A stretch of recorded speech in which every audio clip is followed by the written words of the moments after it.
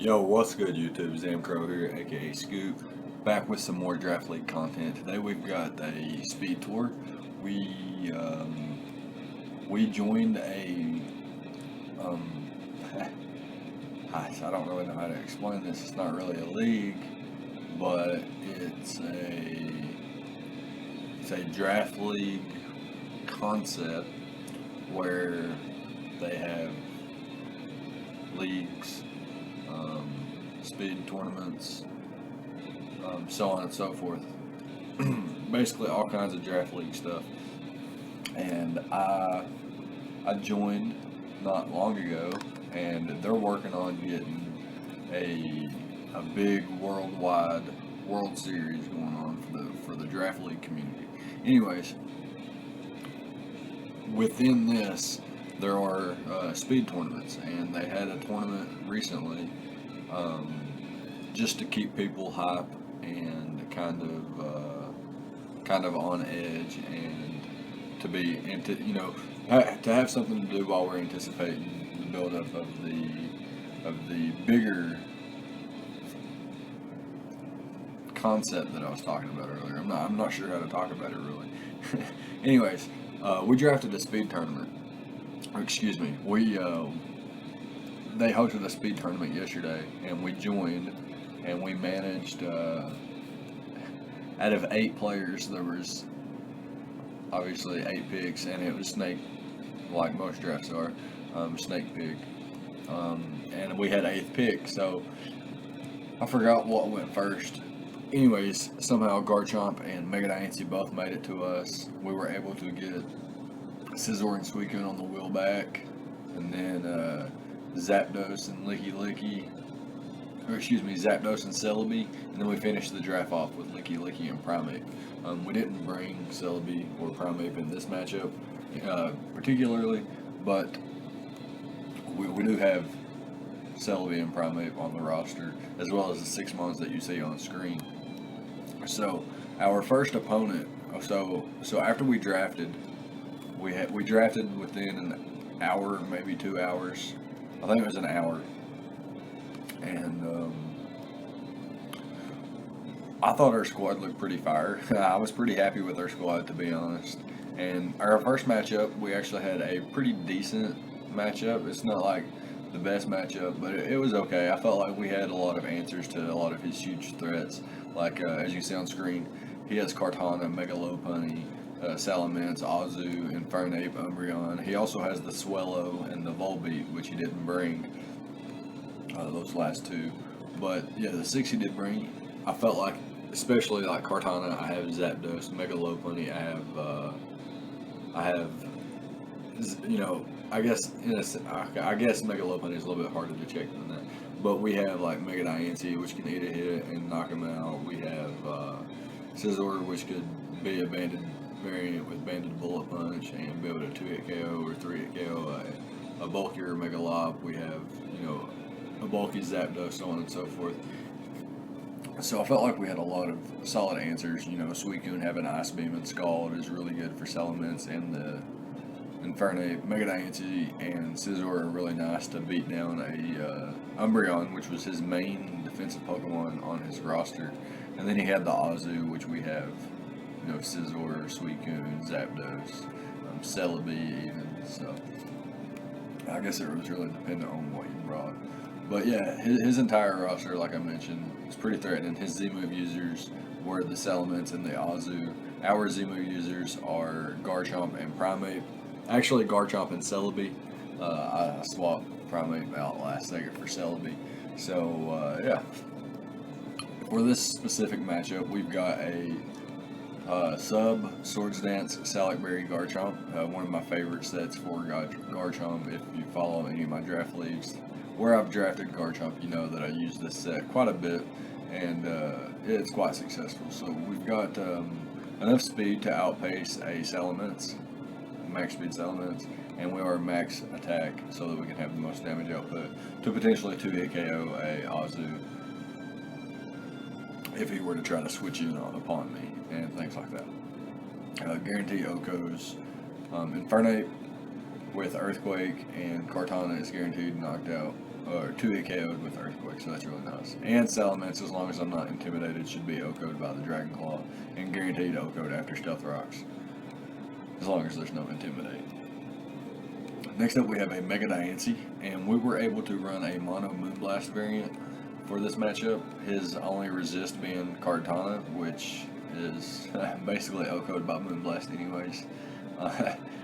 We're able to run Protect. It's pretty nice versus Mega Lopunny, and to scout for like Choice Scarf on the Infernape, which is really nice. And we can also, if he is Choice Scarf and he locks himself into, say, Flare Blitz, thinking he can knock us out or something, and we go for the Rock Polish, which we have, we could potentially eat up the Flare Blitz and then knock him out with Moonblast the following turn. And then we have Stealth Rock as our last move. So we have Protect, Moonblast, Rock Polish, and Stealth Rock. Basically, after a Rock Polish, we're able to outpace Mega Lopunny, Dragon Dance, or Scarf Mints, Scarf Kartana, Scarf Nape, anything basically on his squad we outpace, and Moonblast should do the job. It's really nice, especially if Kartana's around half, because then he really, everything on his squad is OHKO'd outside of Azu after Stealth Rocks, if you look at his squad right now on screen. Anyways, next up we have a Choice Banded Scizor. This thing is basically here so that we can, so basically Bullet Punch does the most damage in case he is a Dragon Dance Elements and he gets like a Z-move off and he's got a Moxie Boost or something and it gets out of hand. Or Mega Lopunny's unrevenge killable, like my Garchomp, Mega Lopunny, or excuse me, my Garchomp and my Mega Diancie are too weakened to revenge kill Mega Lopunny, so I need to go into my Banded Scizor and knock that thing out, potentially. I have U-Turn for momentum and knocks out the Umbreon. I can hard switch in on the Umbreon and then just U-Turn out. We have Bullet Punch for priority, like I mentioned, and then our last two moves are Knockoff and Pursuit. In case I know that he's going to try to save something, I could always get some big chip damage off, especially something like Kartana. And then knocking off items is just generally a good thing in matchups, period. Basically every time, all the time. Next up, we've got a mixed defense Suicune with leftovers: Scald, Ice Beam, Roar, and Protect. We've got the Roar there in case he is like a Cosmic Power Lopunny, or like some kind of weird Lopunny or substitute variants or something like that. Can also eat up a hit from Azu, and if he goes for Aqua Jet, we could always Roar him out. I don't necessarily think, okay, we can maybe eat a banded hit, but like if he goes for Belly Drum, then that's pretty scary. So we always Roar in the face of an Azu. We don't want that thing to Belly Drum up. That can be problematic, very much so. Not last, but next up we've got a defensive a defensive Zapdos with leftovers and the static ability. This is really nice for physically offensive Infernape, Salamence, Mega Lopunny, and especially the Kartana, which could be a huge threat. We have Thunderbolt, Heat Wave, which is pretty self-explanatory. Thunderbolt hits everything on his squad for neutral damage, except the Kartana, which is bopped by Heat Wave. And we've got the Hidden Power Ice for the Salamence, which will OHKO that. It should OHKO that. And then our last move is Roost for longevity. Next up, last but not least, we have Licky Licky, which is a Spadef variant. Mainly here for the Swellow, so that we can take Boom Burst, Specs Boom Burst, things like that. And it's got the Wish, Protect, Earthquake, and Ice Beam. Earthquake is here so that Infernape can't get free switch-ins, and then Ice Beam is there for the Salamence specifically. And then Wish, Protect for shenanigans. Longevity, passing wishes to Zapdos and Mega Diancie, Garchomp, Suicune is really nice. Even Scizor appreciates it. So yeah, that's going to be it. And here at Team Preview, you can see that he does bring the Kartana, Mega Lopunny, Salamence, Infernape, Azumarill, and the Umbreon, and chose to not bring the Swellow or the Volbeat, which is really nice because Volbeat could be really tricky with Prankster and Tailglow and Baton Pass, things like that. Swellow is a nuke if it's like a Guts Flame Orb set or like a Specs Boom Burst set. That could be very problematic. But I can understand why he didn't bring the Swellow. I do have Zapdos, I do have Mega Diancie, two pretty solid resist. He might have to run Steel Wing. Like a Guts variant with Steel Wing would be pretty nice, but then Zapdos is a pretty nice check to that. So he would really have to pick between those two sets, and then I have counters to both sets. So he would have to run like a mixed set or something with special coverage to hit one of my checks to it. But yeah, at team preview, I realized that I didn't bring defog because looking at a squad, first of all, we had like 10 minutes to prep. Once we finished the draft, we had 10 minutes to prep for round one. And remember, this all happened within a span of 3 hours, the draft and the whole tournament. And it was an 8-man tournament, by the way, with only single elimination. So it was round 1, 2, and then the finals. And my opponent actually does have a Stealth Rocker. I looked at his team and in the short time, and I didn't really notice, but I forgot about Infernape having Stealth Rock. So he does have a potential Stealth Rock user. However, I don't necessarily know if it's going to have Stealth Rocks in this matchup. I do have really solid removers in Scizor and Zapdos having Defog, and then I have Magic Bounce on Mega Diancie. And then I have things like Suicune and Garchomp, which pressure Infernape for being able to set them up and keeping them up. So I don't know if he's actually bringing rocks. I opted to not bring Defog on Zapdos, so that's something to note. If he does have rocks, they are here to stay.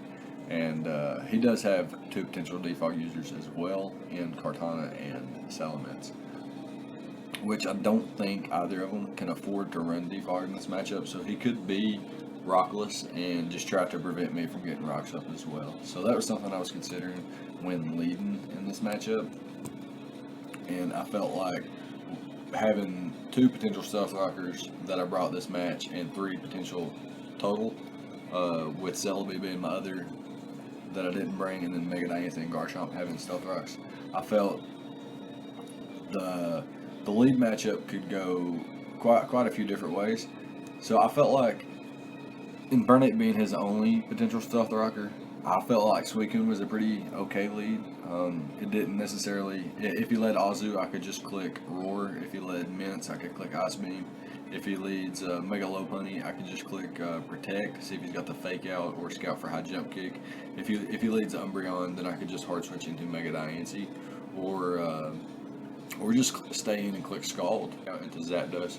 So I guess Suicune was my best lead option. So I'm gonna lead Suicune here, and he's gonna lead off with his Kartana. So that was worst case scenario for me.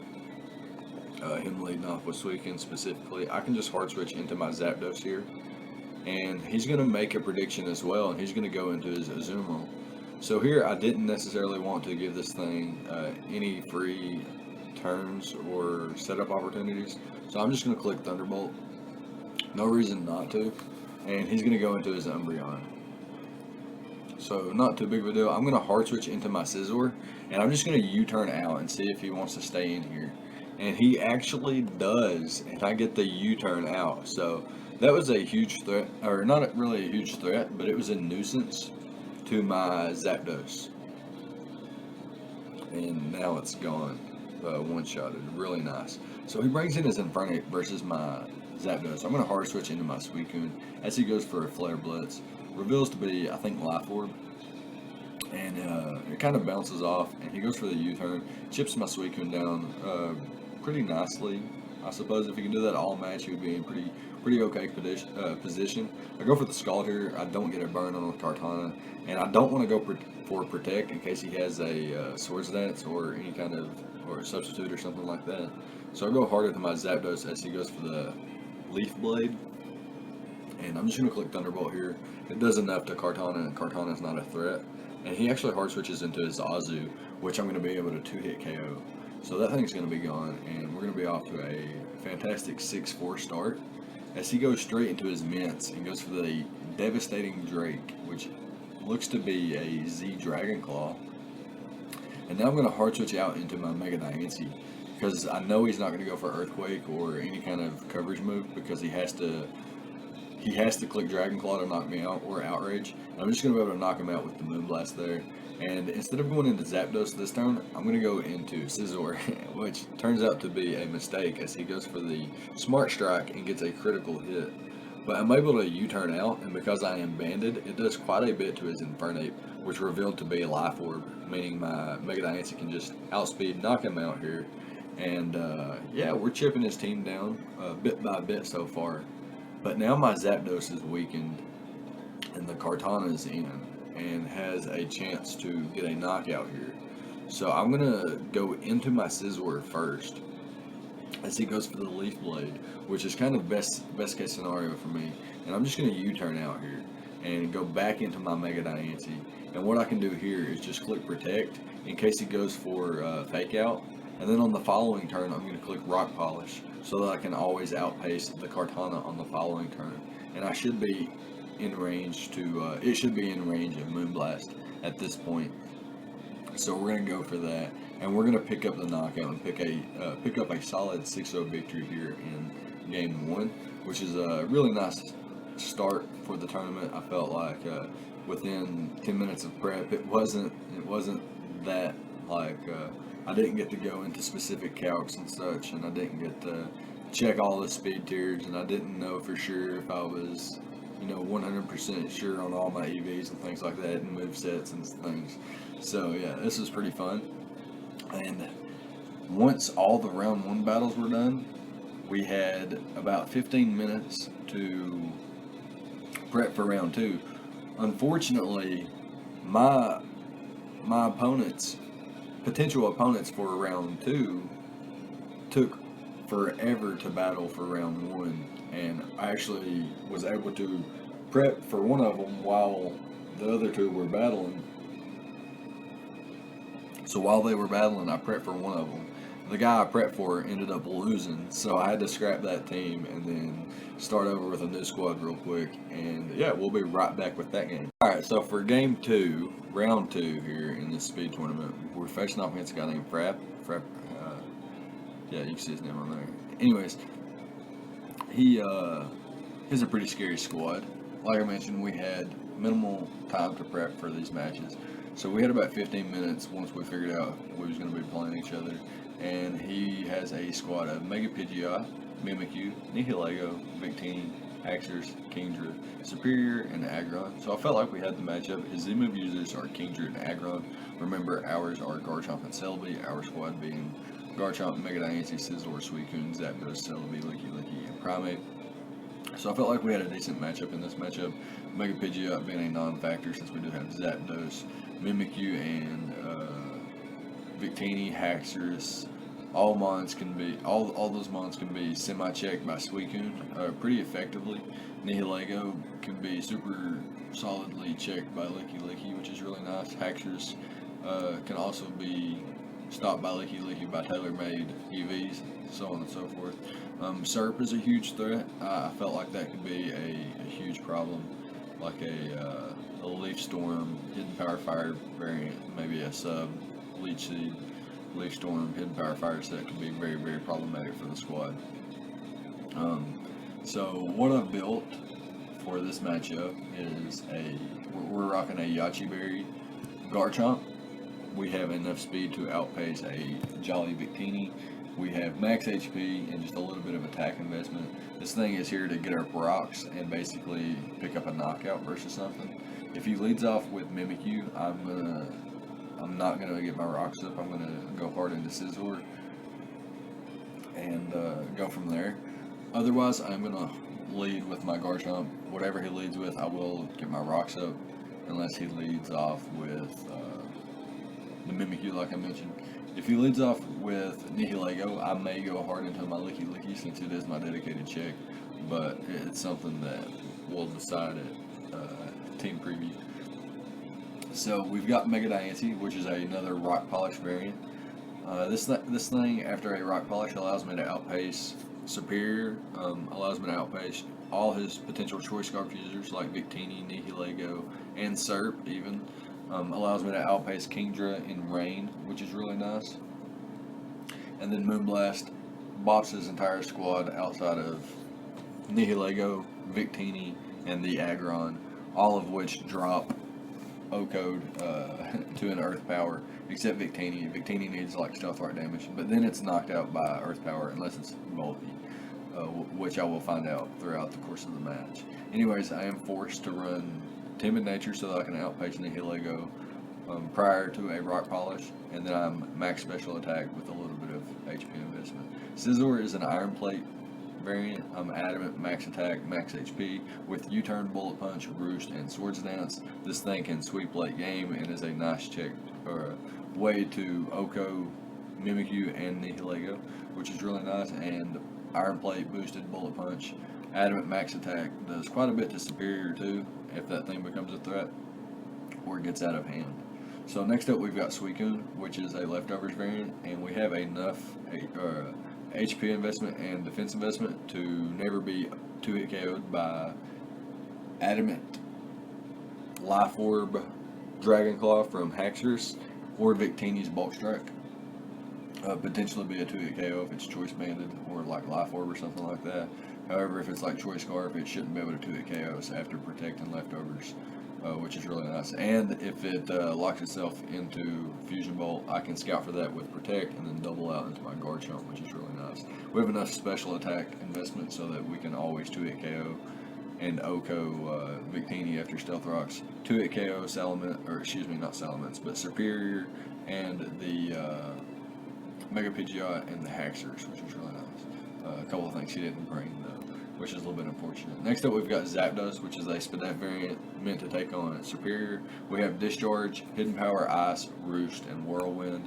Whirlwind there to get rid of if Superior, if it sets up and it continuously tries to just click Leaf Storm like behind a sub or something like that, knows it can eat up my Hidden Power Ice or something like that, and then I can just Whirlwind it out, so it's not too big of an issue. And we have enough defense investment so that Haxorus can't 2-hit KO us without a boost, which is really nice. And then last but not least, we have a defensive Licky Licky, which has Wish, Protect, Ice Beam, and Earthquake. Ice Beam for the Serp, Earthquake for the Victini, Nihilego, Aggron, really nice for that. Haxorus and Serp are hit by Ice Beam, so that's really nice. And it has the Oblivious ability, so I can't be taunted. Max defense, max HP. Makes a pretty solid core with Zapdos, Suicune, Scizor, and Garchomp to an extent, since I am more bulky on this Garchomp set in particular, and do have the Yachi Berry, so that if he's like Ice Beam, Kingdra, or Glaciate Victini, I do have a better chance to catch them off guard than they do us. So that's really nice. Anyways, this potential Stealth Rocker in this match is Aggron and Nihilego, both of which Garchomp lead off well against, and Garchomp leads off pretty nicely versus everything except Mimikyu. So I'm just going to go ahead and lead off with Garchomp. I didn't have to think too hard on this one, so I don't have to talk about it too much or preview here. And he does lead off with his Aggron, so I can just click Earthquake here, see what he wants to go for, and he goes hard into his Mimikyu. And the reason I didn't get my Rocks up was because I could potentially break this thing's disguise there.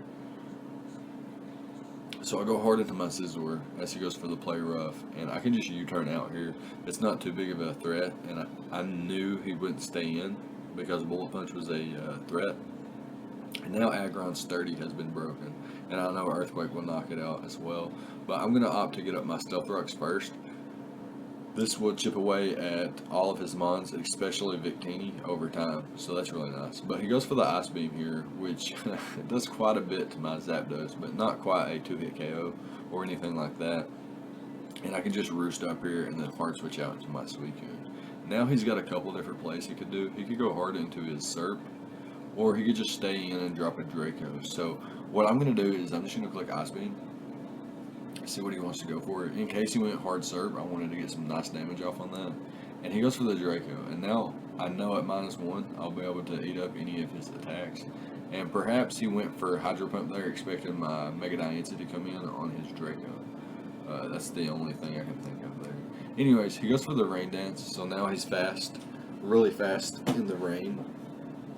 But he does have a special attack drop. And Suicune would have been able to 1v1 him there. And I don't think that crit is going to end up mattering. Anyways, he goes for his Leaf Storm here, and he misses. And at this point, I did feel a little bad. So I messaged him there in the chat, as you can see to your right-hand side. I told him to go for Leaf Storm again as I roost, and he would be at +2, and it would be like he got the damage off on me as I switched in. Anyways, he decided not to do that. He went hard into his Nikki Lego, and I go into my Leaky here, which is able to survive a Specs Power Gem and avoid the 2-hit KO thanks to Leftovers and Protect, and knock him out with the Earthquake. However, he goes into Mimikyu, and I'm going to go into my Scizor here. As he reveals Drain Punch, but I can just go for Roost here, predicting him to switch out, fearing my Bullet Punch again. But he actually stays in and attacks me, and now I figured he would just stay in, so I go for the Bullet Punch, knock him out, and he brings in his Victini. So I'm going to sack off my Leaky. You did your job, pal. I'm very proud of you. So very thankful for that. And now I can go into my Mega Diancie here, and I can just click Substitute. The reason I click Substitute over Rock Polish, well, I guess it really didn't matter here at this point, because I could always... I guess it really didn't matter, because it was checkmate no matter what. If he brought back in the Victini, then it would just drop to the Earth Power. And if he brings in the Mega Diancie or the Superior, it would take quite a bit from the Moonblast as well. And then I could just switch out into my Zapdos like I do. And then he's still not, thanks to my Spadef investment, he's not quite able to knock me out here with Leaf Storm or a Hidden Power, which would be neutral, depending on what it was. And I can just go out into my Garchomp here and kind of save differential. Not that it matters, but I guess it was just more of a pride type thing, I guess.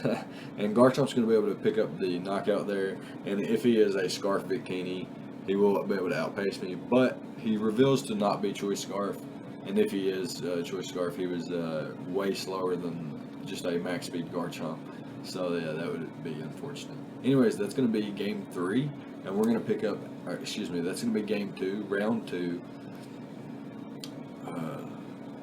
and we're going to pick up a 5-0 victory, which is pretty nice. So far we are 2-0 with a +6 differential, and we're moving on to the final round, and we will be right back with that matchup. Alright, so here we are with game 3, which is going to be the finals here against Blitzberg, who has had a fantastic run as well. Obviously, this is single elimination, so we both are 2-0 going into the match for our final game. His squad, he had second pick, and his squad is as follows: Tapu Koko, Mega Metachim, Celesteela, Scolipede, Tangrowth, Vaporeon, Alolan Raichu, and the Simisear.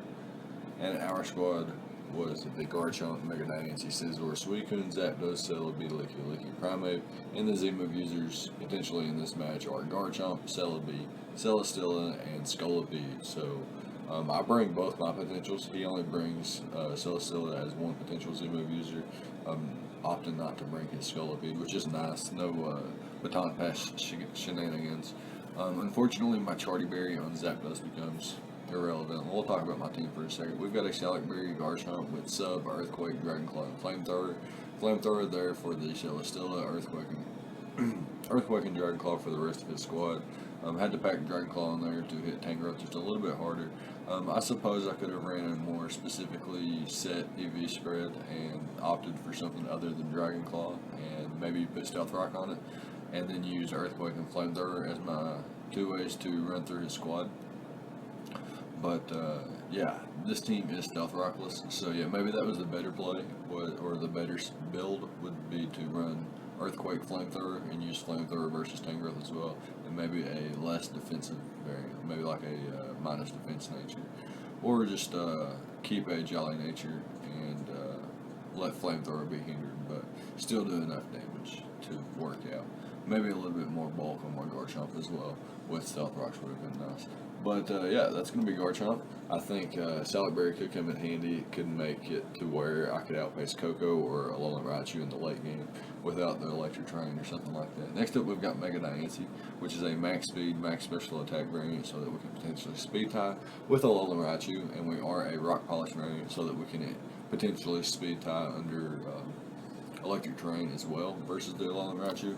We've got Moonblast and Power Gem, literally the only coverage we need, and Substitute.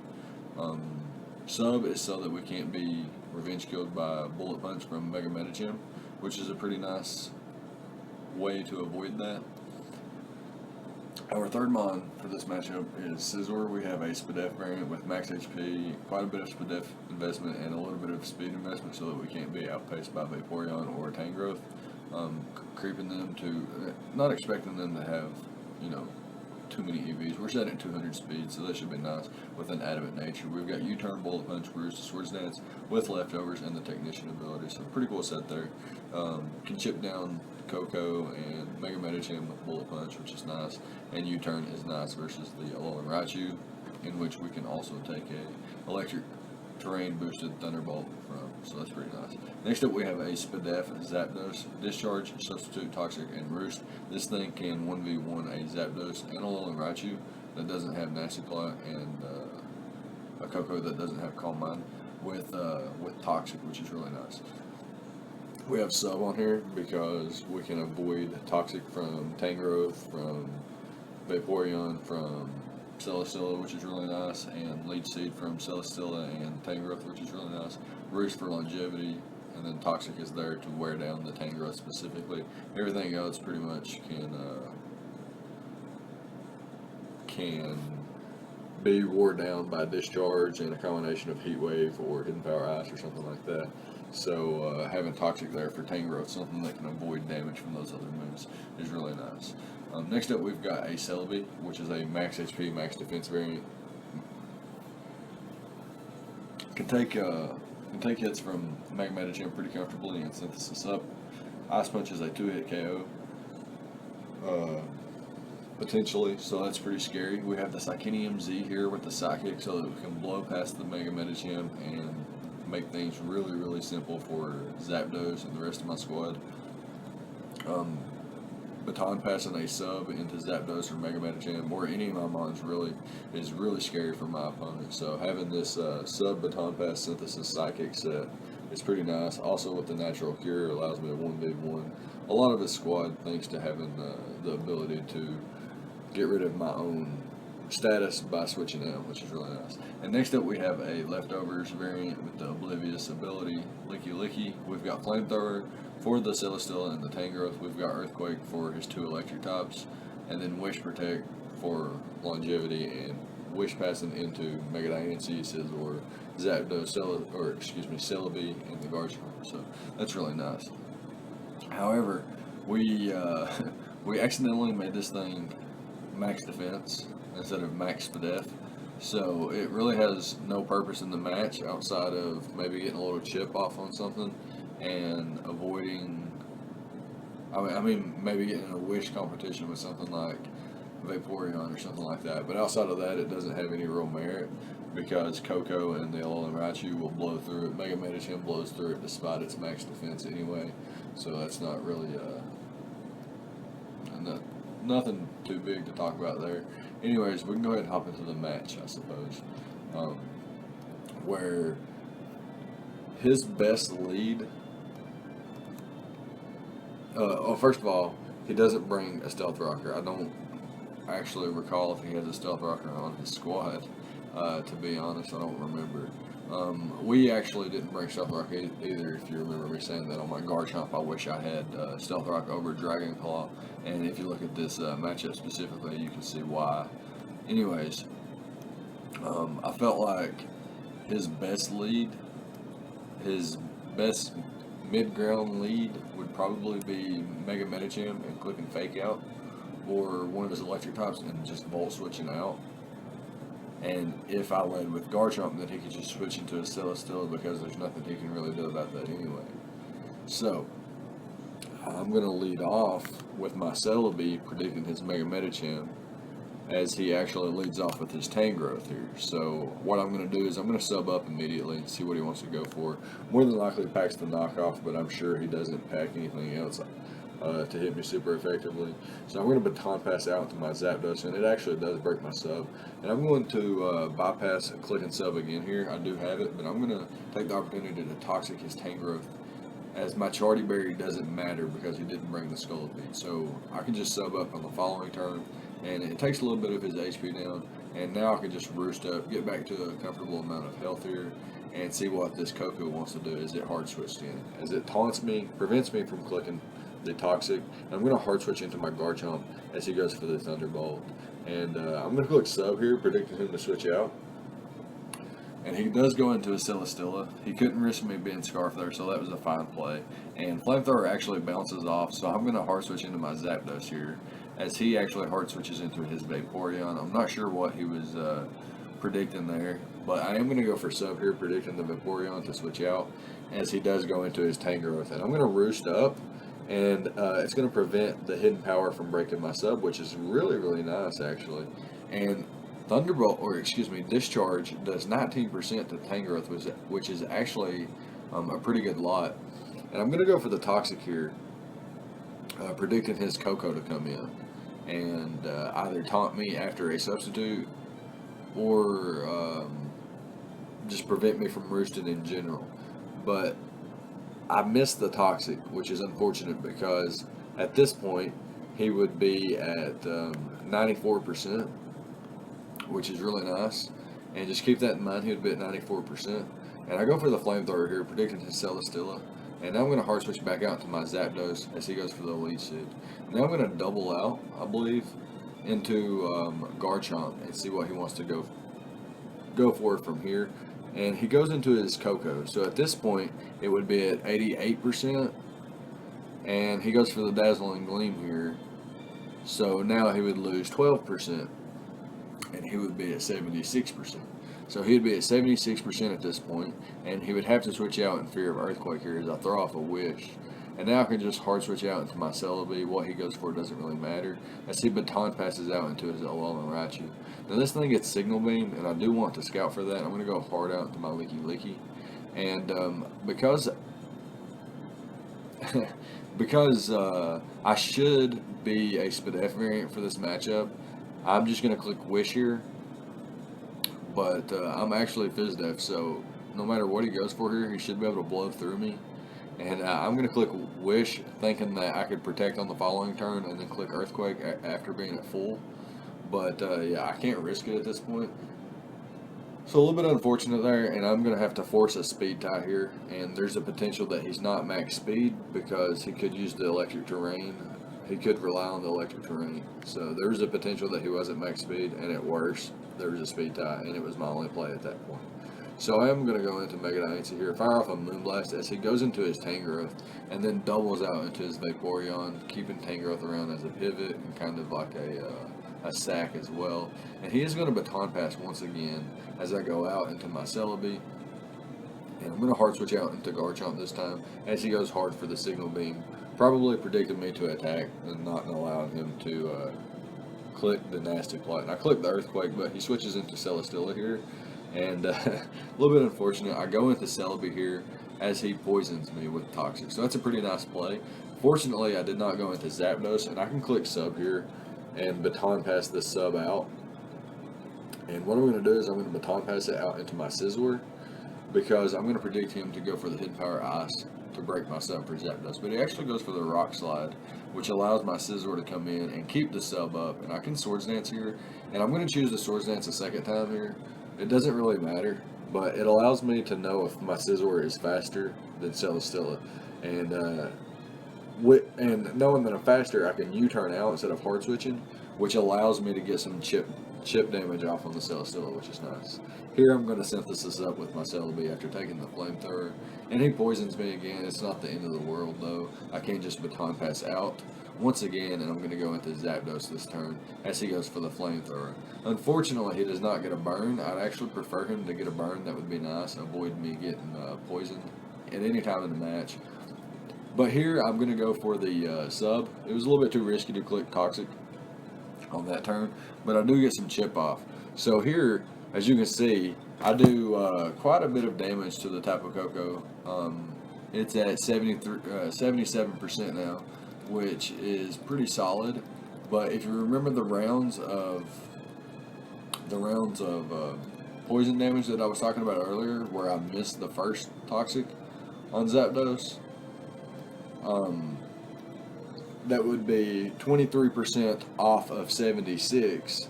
So 76 minus 23 would be 53. Plus another round of toxic. So you would have minus 6 off of that, which would leave you at 47%. So you would have a Koko here in front of a Scizor that just went for Dazzling Gleam. So Bullet Punch here is a roll, would have been a roll to knock him out if he's no bulk investment. However, he did reveal earlier that he can actually take a Bullet Punch. Anyways, I'm going to click it here, and it does 42%, so he would definitely have had to have roosted that off. 42% plus toxic damage would have knocked him out there, and he would not have had his Koko here on turn 42, so that's something to think about. He would have had to roost a lot more. He wouldn't have had the opportunity to taunt and to click Thunderbolt and spam Thunderbolt into Dazzling Gleam as much as he has been. A little bit unfortunate, but it is the game of Pokemon. I'm going to roost up here, predicting him to switch out here. There's no way he's just going to let Koko go down. He goes out into his Vaporeon, and I should be faster, so I'm just going to U-turn out as he just goes for the Wish here. And he's probably going to, he's going to pass that out into the Koko, predicting me to switch as predicting me to attack as he baton passes out. And that's exactly what happens. But I'm going to reveal my Z move here and weaken the Koko pretty much, and then force it to roost so that I can bring my Scizor back in, and then I can just U-turn back out once again, expecting the Koko to go out into the Celesteela, and I can get my Zapdos in. And finally, I get the sub on the right turn as I avoid the Toxic, and I can roost up now versus the Celesteela as he switches out into Koko. And now I'm predicting his taunt. I'm going to hard switch out into my Mega Diancie as it bounces back and prevents him from clicking taunt or roost now. And I can go hard into Garchomp and then double out into Scizor, predicting his Dazzling Gleam, which is just a fine play in general, because I can Bullet Punch into Bullet Punch, or Bullet Punch into, he can't afford to roost here because Bullet Punch will knock him out, and I'm not going to allow that to happen. I'm just going to click the Bullet Punch, my safest play by far. And now I'm going to hard switch into the Mega Diancie, predicting anything but a Flash Cannon. There's no way he clicks Flash Cannon there. And now I'm going to hard switch into Celesteela, predicting basically anything except the Mega Medicham. The Mega Medicham, had it come in as I substitute, I almost clicked sub there, and had I clicked sub, he would have been forced to Bullet Punch, in which case I would have knocked him out with the Moonblast. So I'm not sure why he went hard into his Mega Medicham there. I'm not sure why Mega Medicham was his switch into Mega Diancie there. But yeah, I do get a little bit of chip damage off. He gets a little bit back with Drain Punch, but not enough. And I am going to just click Earthquake here with Garchomp. Earthquake into Rough Skin would have knocked him out there. And I can just click Flamethrower here versus the Celesteela, not too big of a deal. I do get a little bit of chip damage. And I'm going to hard switch back out into Mega Diancie. And I'm going to call his bluff here. Not really call his bluff, but I am going to click Power Gem here, make a risky play, as he does click Toxic. So I get that play right, which is a fine play. And I'm actually going to click Sub here, predicting him to either click Toxic or Leech Seed once again.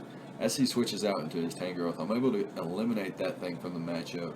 And not wanting to be revenge killed by Alolan Raichu, I am just going to click Rock Polish here, and then click Power Gem to knock out the Koko. So he couldn't keep Koko around because I could have clicked Sub there, and had I clicked Sub, then he would have been in a bad position.